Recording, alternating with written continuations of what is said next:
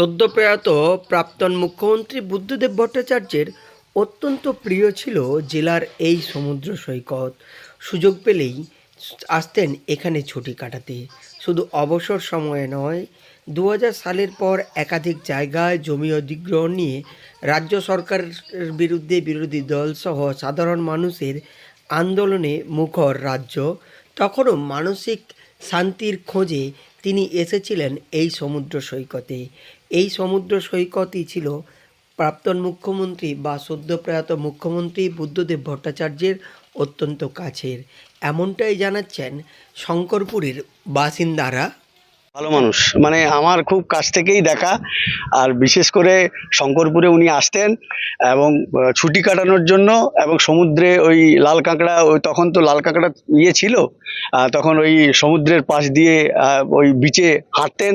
আর ওনার মেয়ে, ওনার মিসেস সবাই এখানে এসে ছুটি কাটাতেন। পূর্ব মেদিনীপুর জেলার শঙ্করপুর সমুদ্র সৈকত ছিল বুদ্ধদেব ভট্টাচার্যের অত্যন্ত প্রিয় বেড়ানোর জায়গা। এই নির্জন সমুদ্র সৈকতে হেঁটে বেড়ানো বা লাল কাঁকড়ার দলের মাঝখানে ছুটি কাটাতে তিনি ভালোবাসতেন।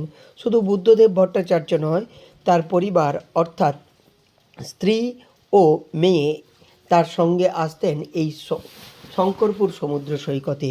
শঙ্করপুর সমুদ্র সৈকতে তিনি একাধিকবার এসেছেন। শঙ্করপুরে থাকার জন্য তাঁর পছন্দের ছিল রাজ্য মৎস্য দপ্তরের জোয়ার কমপ্লেক্সের ময়ূরপঙ্খী কটেজ। শঙ্করপুরে এসছেন প্রায় 6-7 বার।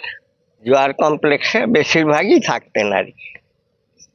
পছন্দের ঘর ছিল কোথাও? হ্যাঁ হ্যাঁ, এই ময়ূরপঙ্খী। ময়ূরপঙ্খী টিভি খুলে দেখেই আমি অঝর জোরে কেঁদেছি। মানে মনে হলো যেন একজন কাছের লোককে হারিয়ে ফেললাম আর কি। শঙ্করপুরের বাসিন্দারা জানান, মুখ্যমন্ত্রী হওয়ার আগেও এমনি রাজ্য সরকারের মন্ত্রিত্ব থাকাকালীন তিনি একাধিকবার শঙ্করপুর এসেছিলেন। স্থানীয় একটি সমবায় ব্যাংকের উদ্বোধনেও শঙ্করপুর আসেন। শঙ্করপুরে এলেই তিনি রাজ্য মৎস্য দপ্তরের ওই ময়ূরপঙ্খী কটেজে উঠতেন।